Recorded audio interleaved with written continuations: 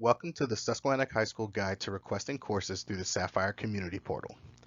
Through this video tutorial, students and parents will receive an overview of how to use the Community Portal to request courses for next school year. Before selecting courses, students are encouraged to have conversations with teachers and review the course curriculum guide located on the Counseling Department's website. Doing this can help you determine which courses best align with your post-secondary plans. To begin, go to the school district's website and click on the Student or Parent portal. Next, click on the link for Sapphire. Once you are at the Community Portal welcome page, you will need to log into Sapphire. To do this, you will need your username or student ID and your password. Once you have done this, you can click on Login. Once you are logged in, you will see a link on the left that says Course Request Form. Click on that link to start the course request process. Before proceeding, please be sure to read the instructions in blue.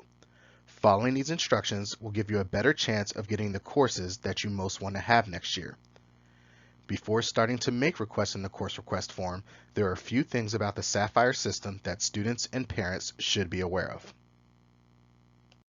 First, you must select a minimum number of credits before you will be eligible to save your request. For students who will be underclassmen next year, at least 6.75 credits worth of courses must be selected. For students who will be seniors next year, at least 4.5 credits worth of courses must be selected. The number of credits you currently have selected will be displayed at the top left of the form. Second, some courses on your form may be highlighted green or red. When a course is highlighted green, the course was recommended by your current teacher based on current grades and/or Keystone results. When a course is highlighted red, it means that you have not met the prerequisite course necessary to take the class. Third, the question mark next to each course title provides the course description. This may help you in picking classes. And finally, students have the ability to make special requests for courses. Special requests are defined as follows. 1. Move-in students that may have had to take courses in a different order than traditional SHS students.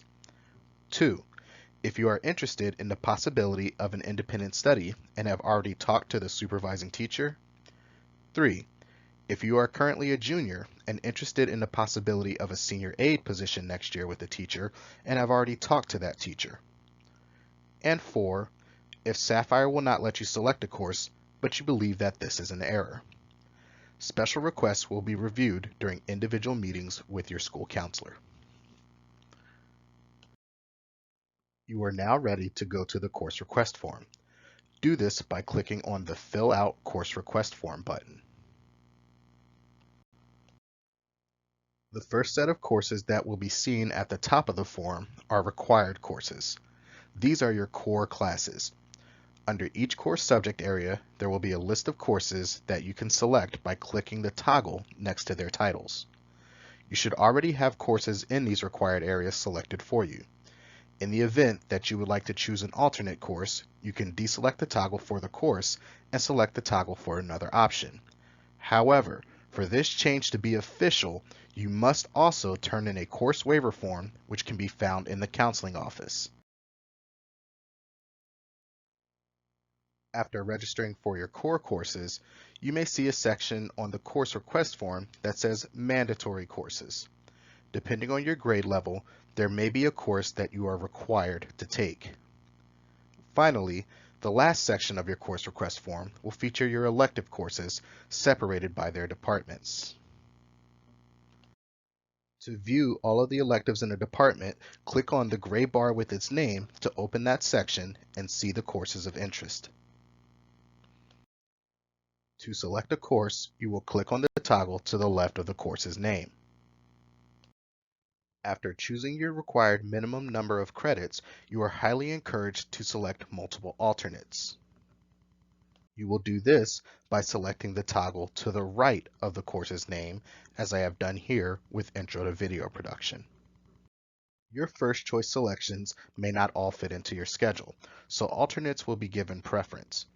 If you do not have enough alternates, your counselor may have to select random classes for you.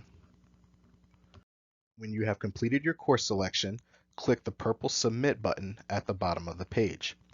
After clicking Submit, you will be taken to a copy of your course request. Check to make sure all of your selections are correct. You will have until the posted closing date to return to the course selection form and make changes. After that, only a counselor can make changes. The SHS Counseling Department would like to leave you with the following information to remember and take into consideration as you think about your course request. Make sure that you select courses with a purpose in mind. It is a good practice to select courses that relate to what you would like to do after high school. If you are a student athlete interested in Division I or Division II sports at the collegiate level, make sure your course selections meet the NCAA guidelines. You cannot save unless selecting the appropriate minimum and maximum number of credits. Teacher recommendations are pre-selected for your core courses, foreign language, and any AP electives. And if you need more help, then the course curriculum guide can be accessed on the SHS Counseling Department website. All students will meet with their counselor after the scheduling form closes on the community portal. Finally, please remember that it is our goal to best meet the needs of all of our students.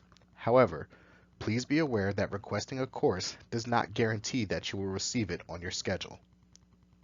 Thank you.